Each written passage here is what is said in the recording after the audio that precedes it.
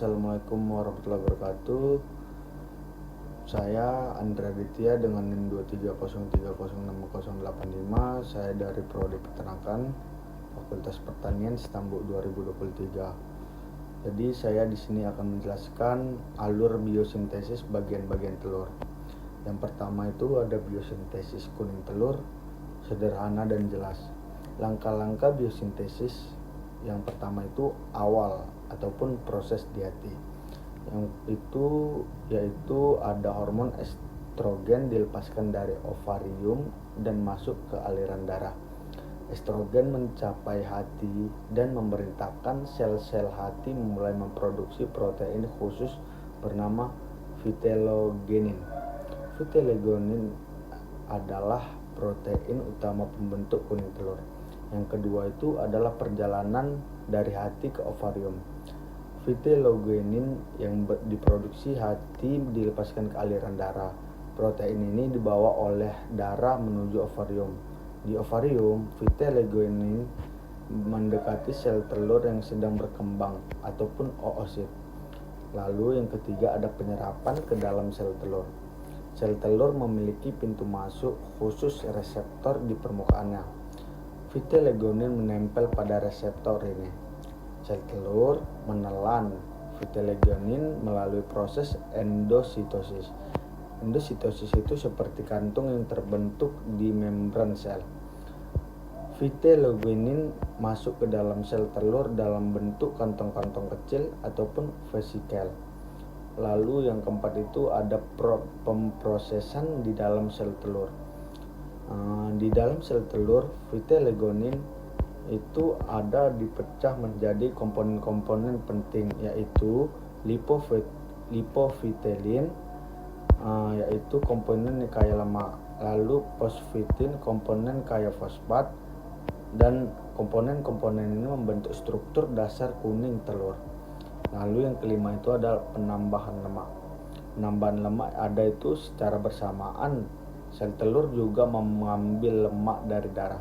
Lemak ini berasal dari makanan unggas atau dibuat di hati. Lemak diangkut dalam bentuk VLDL, yaitu very low density lipoprotein. Lemak-lemak ini bergabung dengan komponen protein membentuk struktur kuning telur. Lalu yang keenam itu adalah pembentukan lapisan. Kuning telur terbentuk dalam lapisan-lapisan seperti cincin pohon. Lapisan ini terbentuk malam hari, yaitu saat unggas tidak makan. Lapisan gelap terbentuk siang hari saat unggas aktif makan. Proses berlapis ini berlangsung selama 7-10 hari hingga kuning telur matang. Lalu yang ketujuh itu ada penambahan pigmen. Apa sih pigmen itu? Pigmen dari makanan seperti xanthofil dari jagung atau rumput diserap oleh usus. Pigmen dibawa ke hati dan ditambahkan ke dalam vitellogenin. Pigmen ini memberi warna kuning orange pada kuning telur. Yang kedua, ada penjelasan biosintesis putih telur ataupun sederhana dan jelas. Langkah-langkah biosintesis yang pertama itu adalah lokasi produksi. Lokasi produksinya itu putih telur diproduksi di bagian magnum saluran telur ataupun oviduk. Setelah ovulasi, kuning telur masuk ke dalam saluran telur. Ketika kuning telur melewati magnum, pembentukan putih sel telur dimulai. Yang kedua, perintah produksi protein. Sel-sel di magnum menerima sinyal hormon, terutama estrogen dan progestrogen. Hormon mengaktifkan gen-gen yang mengode protein putih telur, dan informasi genetika ataupun DNA ditranskripsi menjadi RNA pembawa pesan mRNA. Yang ketiga itu adalah pembuatan protein utama. mRNA dibaca oleh ribosom, pabrik ataupun pabrik protein dalam sel. Lalu ribosom membuat berbagai jenis protein putih telur, yaitu ada 5 bagian. Ovalbumin, protein banyak, yaitu terdiri 54%. Lalu ovotransferin, protein pengikat zat besi. Lalu yang ketiga itu ada ovomucoid, protein penghambat enzim. Lalu lysozyme, protein antibakteri. Dan yang kelima itu adalah ovomucin. Apa sih protein itu? yang memberi sifat kental. Lalu yang keempat itu adalah modifikasi protein.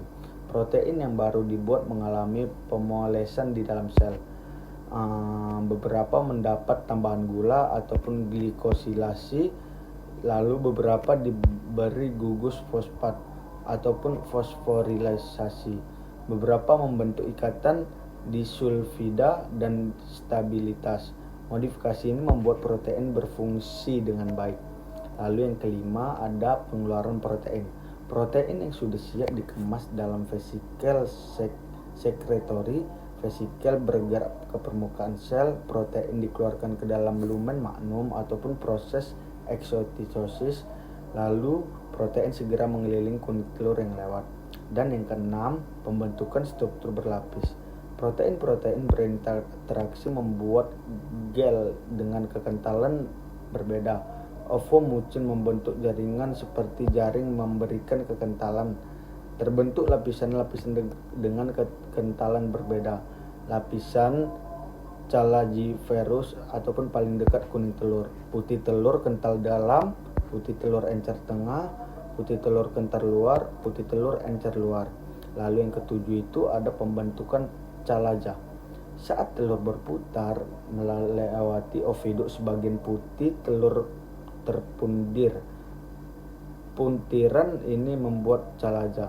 Struktur seperti tali di kedua sisi kuning telur. Calaja berfungsi sebagai penahan yang menjaga kuning telur tetap di tengah. Yang ketiga itu adalah biosintesis kerabang telur. Sederhana dan jelas. Yang pertama itu pembentukan membran kerabang. Setelah putih telur terbentuk, telur bergerak ke bagian isthmus oviduk. Sel-sel di isthmus membuat protein fibril, keratin, dan kolagen. Protein-protein ini membentuk dua lapisan membran kerabang, yaitu membran dalam dan membran luar. Di ujung tumpul telur, kedua membran terpisah membentukkan tungau darah. Dan yang kedua itu ada persiapan mineralisasi. Telur bergerak dari isthmus ke uterus ataupun kelenjar kerabang. Di uterus, cairan kaya mineral mulai mengelilingi telur. Protein-protein khusus pada membran luar bertindak sebagai tempat awal kristalisasi. Titik-titik awal ini disebut mamalia berbentuk kerucut kecil. Lalu yang ketiga itu adalah pengumpulan kalsium. Kalsium dia ambil dari dua sumber, yaitu makanan unggas dan cadangan kalsium di tulang mudelur. Kalsium dari makanan diserap di usus dengan bantuan vitamin D3. Jika kalsium makanan tidak cukup, terutama malam hari, kalsium diambil dari tulang. Yang keempat, ada transfer kalsium ke uterus. Kalsium dari darah masuk ke sel-sel uterus melalui protein pembawa khusus. Di dalam sel, kalsium diikat oleh protein calbindin. Calbindin membawa kalsium melintasi sel. Kalsium dikeluarkan ke cairan uterus melalui protein pompa di membran sel. Yang kelima itu ada membran karbonat. Karbon dioksida ataupun CO2 dari metabolisme sel masuk ke sel uterus. Enzim karboni anhidrasi mengubah CO2 dan air menjadi ion bikarbonat. Ion bikarbonat dikeluarkan ke cairan uterus. Di cairan uterus, ion bikarbonat berubah menjadi ion karbonat. Yang keenam itu ada pembentukan kristal kalsium karbonat. Ion kalsium ataupun Ca2 dan ion karbonat CO2 bergabung membentuk kristal kalsit. Kristalit mulai terbentuk pada mamalia di membran luar. Kristalit tumbuh ke atas seperti kolon, membentuk lapisan spongiosi ataupun palisade. Kristal terus tumbuh dan saling terhubung membuat kerabang yang kuat tapi berpori.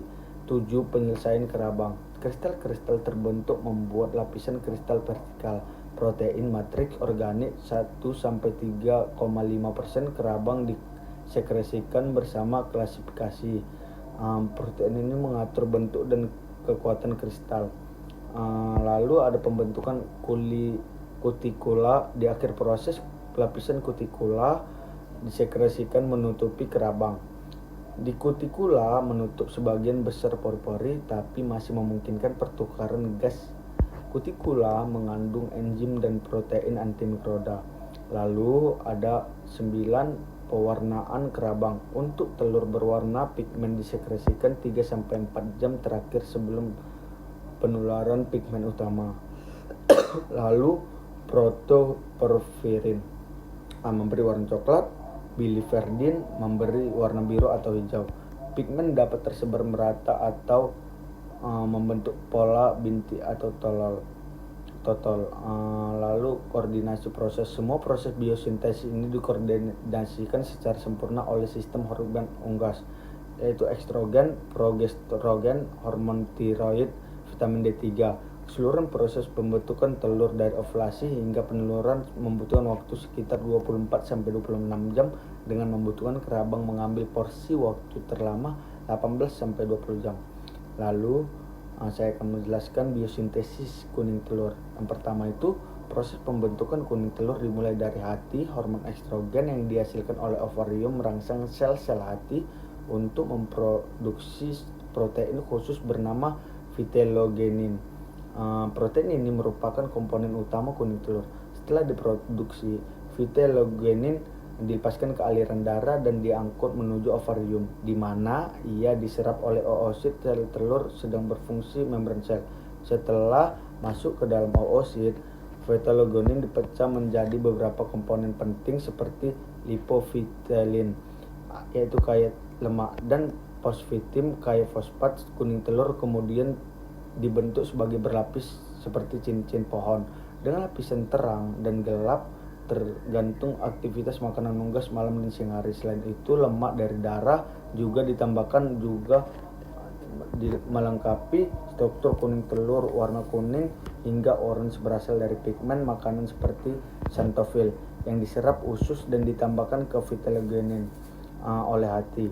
Yang kedua itu biosintesis putih telur. Setelah ovulasi, kuning telur yang matang masuk ke dalam saluran telur dan mencapai bagian magnum. Disinilah putih telur mulai dibentuk. Hormon estrogen dan progesterogen mengaktifkan sel-sel di magnum untuk memproduksi berbagai protein putih telur seperti ovalbumin dan lain-lain. Proses ini melibatkan transkrip DNA menjadi mRNA diterjemahkan oleh ribosom menjadi protein.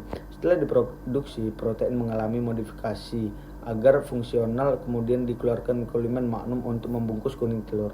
Terbentuk lapisan-lapisan putih telur dengan kekentalan yang berbeda, serta struktur calaja yang berfungsi menjaga kuning telur tetap di tengah selama telur berputar dalam ovidu.